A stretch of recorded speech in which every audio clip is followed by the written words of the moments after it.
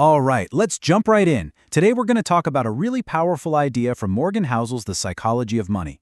And it all starts with this one simple truth. You are not a spreadsheet. You're a person, a wonderfully complex, emotional person. And because of that, when it comes to your money, you shouldn't be aiming to be coldly rational. The goal, it turns out, is to just be reasonable. It's way more realistic, and honestly, it gives you a much better shot at sticking with a plan for the long run. And that's what really counts. Okay, let's get into it. To really get what it means to be reasonable, we're actually not going to start with finance. We have to go back in time to a pretty bizarre medical story from the 19th century, and it all kicks off with a question that sounds completely insane. Could you actually use one deadly disease to cure another one? So I want you to meet Julius Wagner-Jarek. He was a psychiatrist, and his specialty was treating patients with severe neurosyphilis, which back then was basically a guaranteed and really gruesome death sentence. I mean, there was no known treatment, and he was absolutely determined to find one. Now, Wagner-Jarek had this incredible skill. He was brilliant at spotting patterns nobody else saw. And he started to notice something really strange. Every once in a while, one of his syphilis patients would get sick with something else, something that gave them a raging fever. And the weirdest part, if they survived that fever, their syphilis would often just vanish. This observation led him to a truly radical, and let's be honest, a terrifying idea. What if he could give someone a fever on purpose? So he started experimenting, and he eventually landed on this process. First, he'd inject a patient with a weak strain of malaria. That would trigger these intense, bone-rattling fevers. Then, he'd let the fever do its work, hopefully killing the syphilis bacteria, and then after a few days, he could just cure the malaria with quinine. Simple, right? And you know what? It worked. It actually worked. A remarkable 6 out of 10 patients who got this malaria therapy recovered. That's double the rate of those who were just left untreated. This was such a huge breakthrough that in 1927 he won the Nobel Prize for curing a disease by intentionally giving people another one. Wild. Okay, so this brings us to a modern-day puzzle. We have all the scientific proof that fevers are one of the body's best defense mechanisms. You know, a slight increase in your temperature can slow down a virus's ability to replicate by a factor of 200. So, if they're so good for us, why do we immediately reach for the Tylenol at the first sign of a shiver? The answer is so simple. It's because fevers feel awful. They hurt. And we go to the doctor to make the hurting stop. We couldn't care less about the double-blind studies when we're shivering under 3 blankets. The rational thing to do might be to let that fever run its course. But you know what?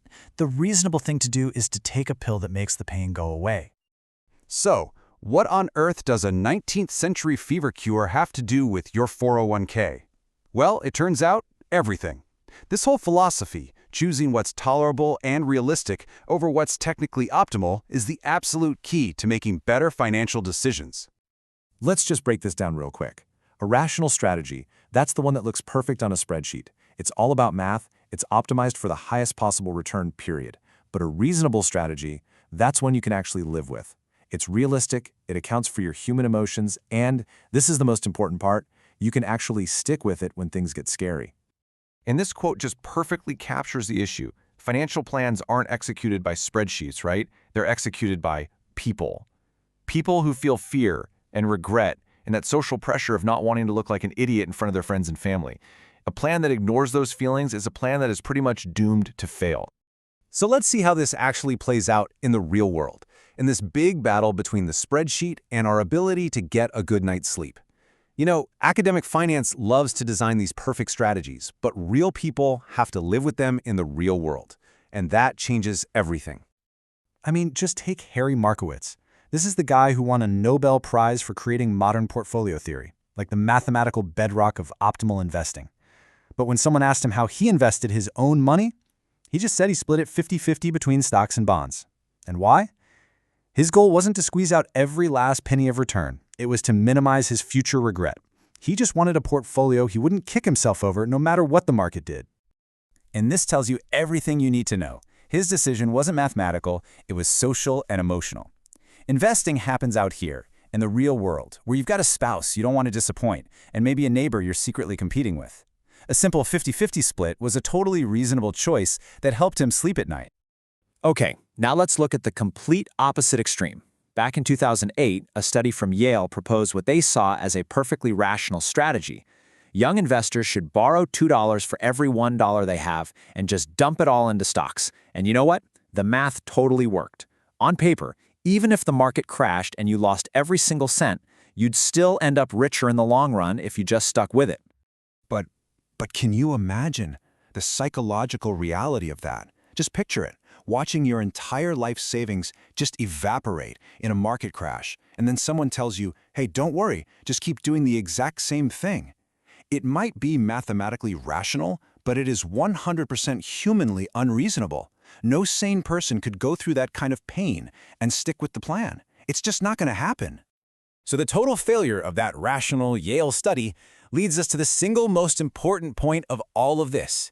Being reasonable isn't just about feeling better, it's about getting better results, because the only strategy that actually works is the one you can stick with. You see, time is the great equalizer in investing. On any single day, the market is basically a coin flip, 50-50. But if you just hold on for a year, your odds of making money jump up to 68%.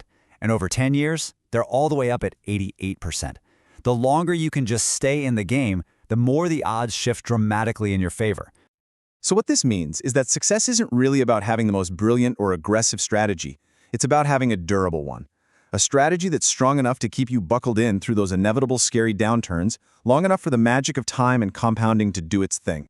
This means that some behaviors that might seem irrational on paper are actually incredibly reasonable. If being really passionate about a specific company helps you hold on during tough times, great, that's an advantage. If investing mostly in companies in your own country, a home bias, gives you the confidence to stay invested, that's reasonable. Heck, even having a tiny fun money portfolio to trade stocks can be reasonable if it scratches that itch that keeps you from messing with your real retirement accounts. And to bring this all home, there is one final story from an investing legend that it captures this idea perfectly. So, Jack Bogle, this man built his entire career, his whole legacy, on this crusade for low-cost index funds. He preached over and over that high fees were the enemy, and yet, it came out that he had invested some of his own money in his son's actively managed high-fee fund. On paper, this makes absolutely no sense. It's totally irrational. It flies in the face of everything he publicly stood for. So you have to ask yourself, why on earth would he do that? His answer was so simple and so profound. He just did it for his family. And as he put it, if it's not consistent, well, life isn't always consistent. Sometimes our relationships, our human connections, they're just more important than being perfectly rationally consistent with a spreadsheet. So the ultimate goal isn't to find a plan that's mathematically perfect, but one that's psychologically sound. Aim to be reasonable, not rational. Find the strategy that lets you sleep at night, because in the long run, that's the only one that actually wins. And it leaves you with a question to think about. What part of your financial life are you trying to make perfectly rational, when you should probably be making it just a little more reasonable?